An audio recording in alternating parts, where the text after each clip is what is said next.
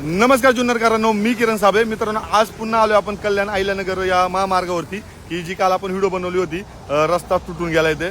तर मित्रांनो, हे लोकेशन मला सांगायचं राहिलं तर मित्रांनो, हे लोकेशन आहे मड पारगावच्या पुढे आले की वेळखिंडीपासून एकदम 100-200 मीटर अंतरावर असणार हा जो रस्ता खचलेला आहे. आणि आज त्याची बघा तुम्ही पाहू शकताय आज किती भरपूर असा खचलेला आहे नाही का. तर आता आपण खाली जाऊया. तर मित्रांनो, याच्यामध्ये मला म्हणजे बरेच असे कमेंट पण आलेले नाही का. तर काय कमेंट आलेलं तुम्हाला सांगतो की ही जी गॅब एनवाल केलेली आहे बघा, तुम्ही पाहू शकताय ही गॅब एनवाल केलेली आहे. आणि खाली जे कोणी शेतकरी आहेत त्यांनी सुद्धा तिथं बरंच उकरून घेतलेलं आहे, त्याच्यामुळे सुद्धा हे खाली पाणी झिरपू शकतं. दुसरी गोष्ट, ही गॅब एनवाल केल्यामुळे वरून जे ह्या डोंगराचं वगैरे पाणी येणार हे सगळं पाणी इथं आडलं गेलं.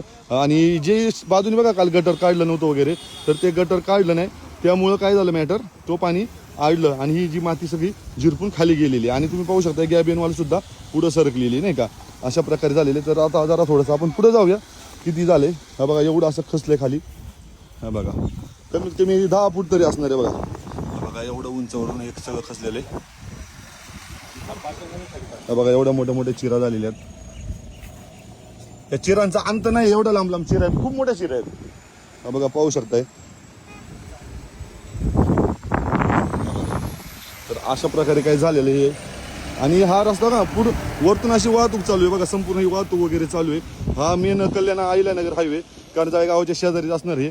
आणि मित्रांनो तुम्ही पाहू शकता एवढ्या बेकार परिस्थिती झाली. त्या मार्गाने जे वाहतूक करतात त्यांनी व्यवस्थित या. हा बघा हे शिवेची वाडी म्हणून गाव आहे आणि या शिवेची वाडीची गावाच्या तिथंच झालेले. तिथून मोठ्या गाड्यांची वाहतूक होत असते. हा खूप मोठा मार्ग आहे नाही का. हा जो मार्ग आहे हा खूप मोठा मार्ग आहे. आणि हा बघा ना अजून सुद्धा खचत झाले. आणि मित्रांनो काल जी व्हिडिओ तुम्हाला दाखवली काल बघा केवढीचं खचलेलं, आणि आज बघा पूर्ण रस्ता खाली बसलेला आहे. पूर्ण रस्ता म्हणजे एवढा खाली बसलेला रस्ता ना. हा बघा आता हे गॅब एनवरती जाऊ शकत नाही. बघा गॅब एनवाल तिरकी झालेली बघा, तुम्हाला दिसत असेल.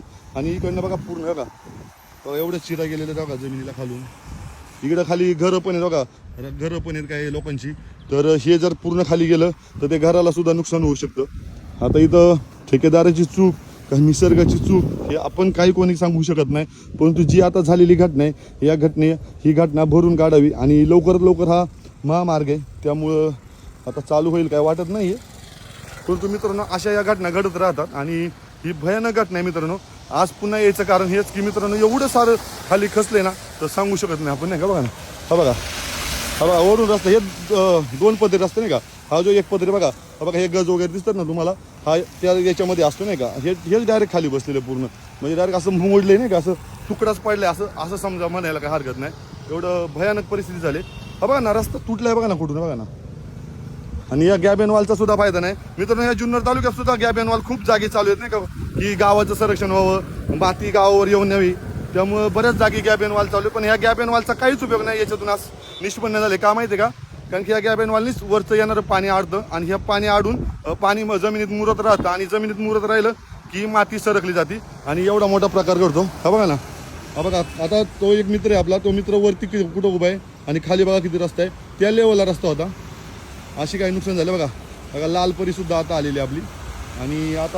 आणि असं पोलीस प्रशासन कोण सांगण्यात येते किंवा या रस्ता प्रशासन सांगण्यात येते की आता मोठ्या वाहनांना इकडनं बंदी असणार आहे. मोठी वाहनं ह्या माळशेज घाट मार्गे सोडणार नाहीत, त्यामुळे हा रस्ता बंद होणार आहे. कारण की हे काय म्हणतात त्याला, हे तात्पुरत्या स्वरूपाचं करून फायदा नाही. हे खूप मोठं झालेलं आहे, खूप खाली खचलेलं आहे आणि हे काही करून हे खाली अजून सुद्धा जाऊ शकतं बघा. हे काही भरोसा नाही आपल्याला. तर अशा प्रकारे झालेलं आहे सगळं. तर मित्रांनो इकडनं वाहतूक करताना सावधानता बाळगा बस.